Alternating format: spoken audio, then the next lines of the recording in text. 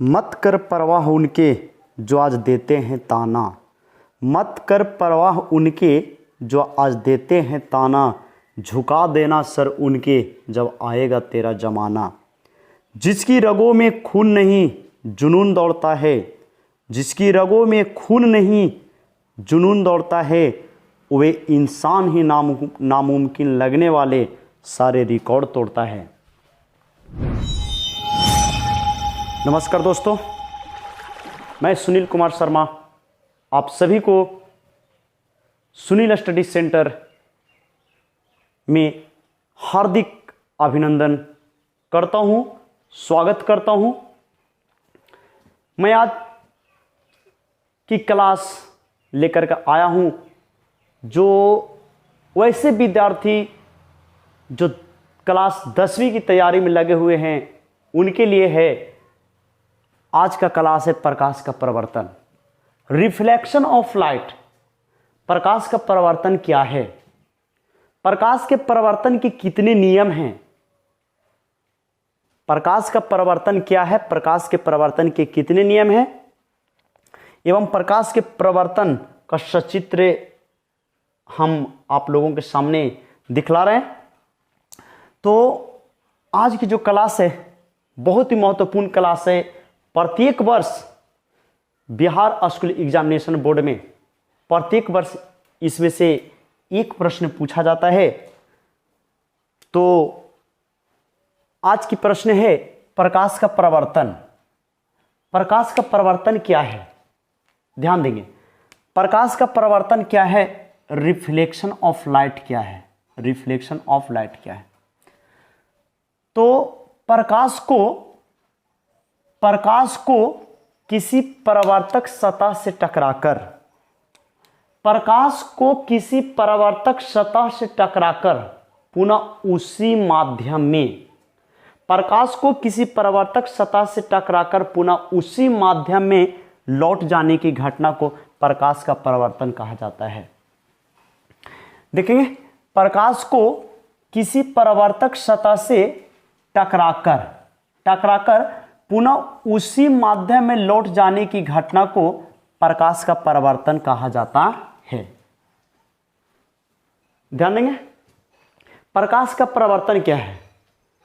तो मैं फिर से रिपीट करता हूं कि प्रकाश को किसी परावर्तक सतह से, प्रकाश को किसी परावर्तक सतह से पुनः उसी माध्यम में लौट जाने की घटना को प्रकाश का परावर्तन कहा जाता है। क्या कहते हैं, प्रकाश का परावर्तन कहा जाता है। प्रकाश के परावर्तन के कितने नियम होते हैं। तो प्रकाश के परावर्तन के दो नियम हैं। प्रकाश के परावर्तन के दो नियम हैं। पहला नियम कहता है आपतित किरण, परावर्तित किरण तथा आपतन बिंदु पर खींचा गया अभिलंब तीनों एक ही तल में होते हैं। और दूसरा नियम है आपतन कोण परावर्तन कोण के बराबर होता है। देखेंगे यहाँ पर प्रकाश के परावर्तन के कितने नियम हैं। तो प्रकाश के परावर्तन के दो नियम हैं। कितने नियम हैं, दो नियम हैं। प्रकाश के परावर्तन के दो नियम कौन कौन।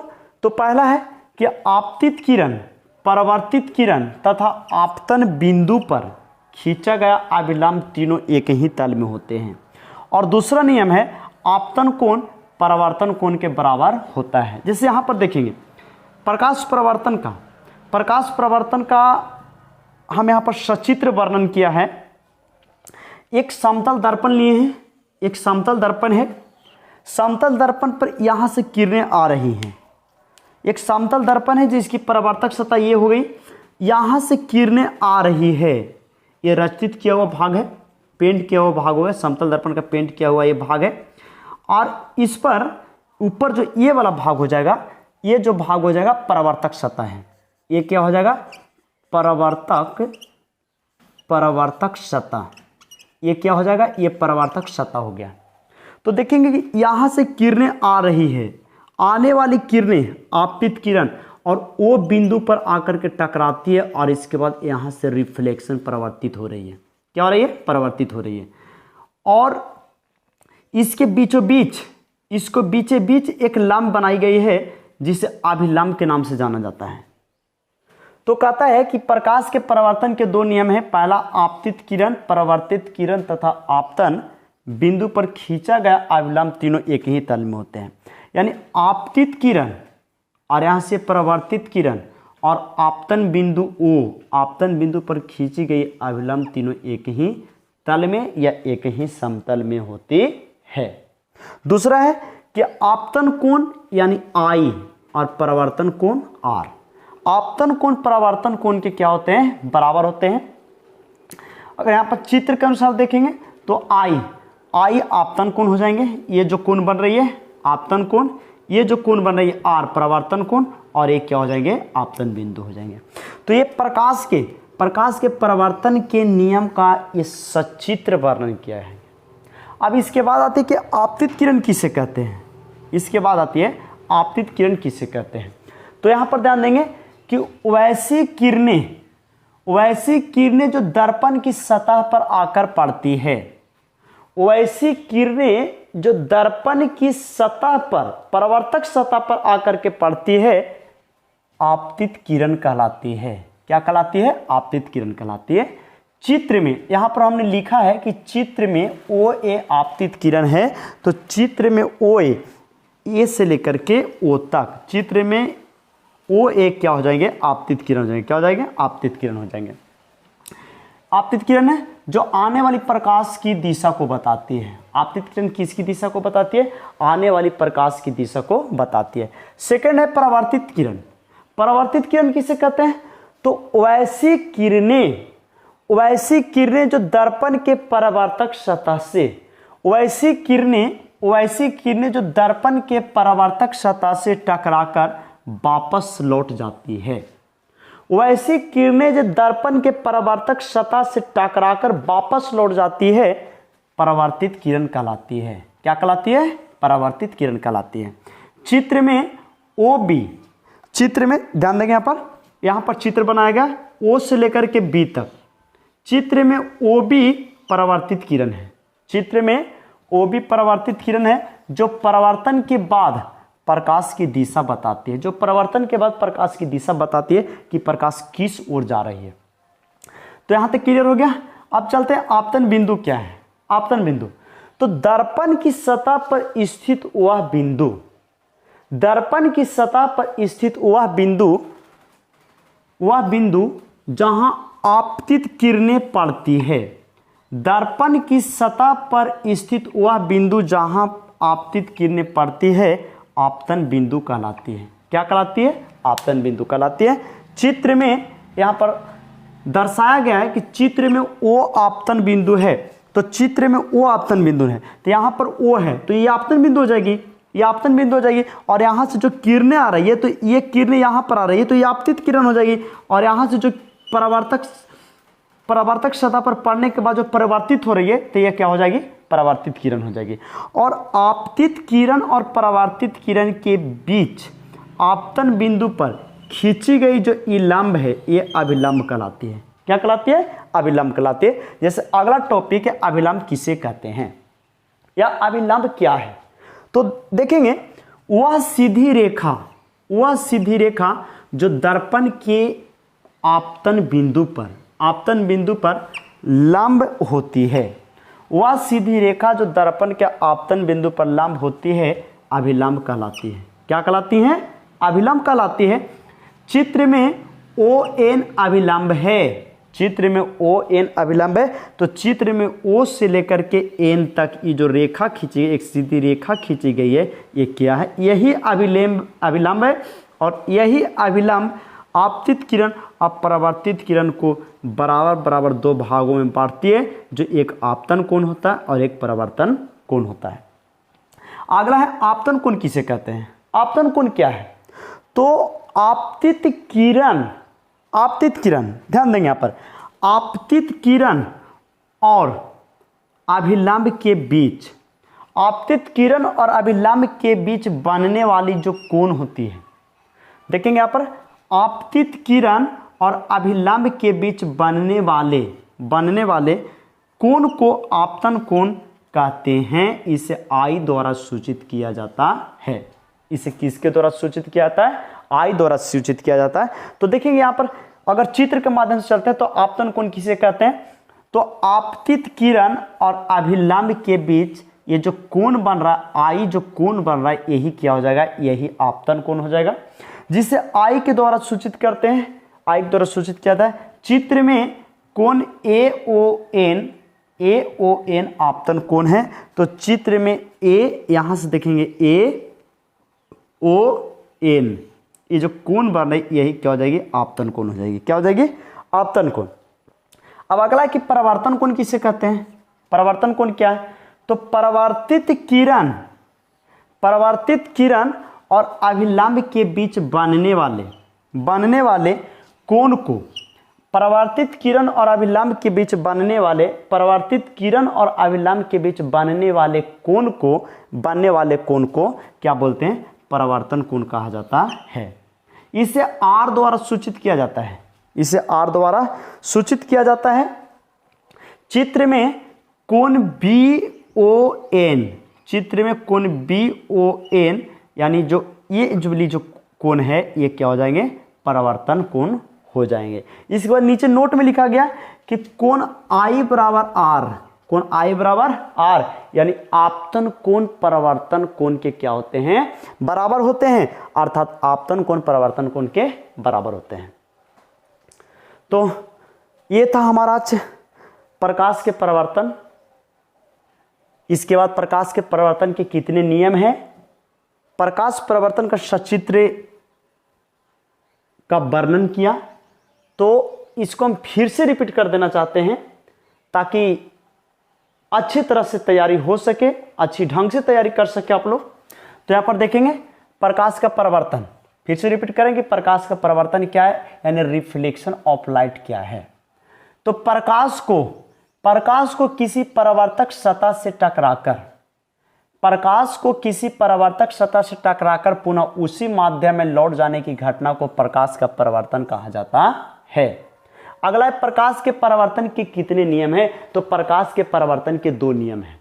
प्रकाश के परावर्तन के कितने नियम हैं? 2 नियम हैं। पहला नियम क्या है? तो पहला नियम है कि आपतित किरण, परावर्तित किरण, ध्यान देंगे, आपतित किरण, परावर्तित किरण तथा आपतन बिंदु पर खींची गई लंब तीनों एक ही तल में होते हैं। और दूसरा नियम कहता है कि आपतन कोण परावर्तन कोण के क्या होते हैं? बराबर होते हैं। दूसरा नियम क्या कहता है कि आपतन कोण परावर्तन कोण के बराबर होते हैं, अर्थात कोण I बराबर कोण R। जहां इसके बारे में अगर बात किया जाए तो जहां I जो है आपतन कोण हो जाएगा, R जो हो जाएगा परावर्तन कोण हो जाएगा और O क्या हो जाएंगे? आपतन बिंदु। अब हम इस चित्र का वर्णन करते हैं। एक समतल दर्पण यहाँ पर रखी गई थी, यहाँ से किरणें आ रही थी, यहाँ पर आपतन बिंदु से टकरा करके परावर्तित हो रही थी और आपतित किरण और परावर्तित किरण के बीचों बीच N एक अभिलंब खींचा गया जो इन दोनों किरणों को 2 भाग में बांटा। I वाला ये भाग आया जो आपतन कोण, R जो हो गया क्या हो गया? परावर्तन कोण। तो अगला है कि आपतित किरण किसे कहते हैं? आपतित किरण क्या है? तो वैसी किरणें, आपतित किरण क्या है? वैसी किरणें जो दर्पण की सतह पर आकर पड़ती है, वैसी किरणें जो दर्पण की सतह पर आकर पड़ती है आपतित किरण कहलाती है। चित्र में AO आपतित किरण है। तो चित्र में कहने का मतलब चित्र में AO आपतित किरण है। तो यहां चित्र पर ध्यान देंगे कि A से लेकर के O तक की जो किरणें आ रही है ये क्या है? आपतित किरणें हैं जो आने वाली प्रकाश की दिशा को बताती है। आपतित किरण जो है आने वाली प्रकाश की दिशा को बताती है। इसके बाद है परावर्तित किरण। परावर्तित किरण किसे कहते हैं? तो वैसी किरणें जो दर्पण के परावर्तक सतह से टकराकर, वैसी किरणें जो दर्पण के परावर्तक सतह से टकराकर पुनः वापस लौट जाती हैं, टकराकर वापस लौट जाती है, परावर्तित किरण कहलाती है। चित्र में OB परावर्तित किरण है। चित्र में OB परावर्तित किरण है। तो चित्र में OB परावर्तित किरण है, इसका मतलब कि यहां ध्यान देंगे कि O से लेकर के B तक जो किरणें जा रही है, रिफ्लेक्शन होकर के जो लौट करके किरणें जा रही है, ये क्या हो जाएंगे? परावर्तित किरण हो रही है। जो परावर्तन के बाद प्रकाश की दिशा को बताती है। इसके बाद है आपतन बिंदु किसे कहते हैं। आपतन बिंदु क्या होता है, तो दर्पण की सतह पर स्थित वह बिंदु, यानी यहां पर ध्यान देंगे यहां पर कि दर्पण की सतह पर स्थित वह बिंदु जहां आपतित किरणें पड़ती है, जहां आपतित किरणें पड़ती है आपतन बिंदु कहलाती है। चित्र में वो आपतन बिंदु है, चित्र में ये वाला जो बिंदु है आपतन बिंदु है। अगला है कि अभिलंब क्या है। अभिलंब तो वह सीधी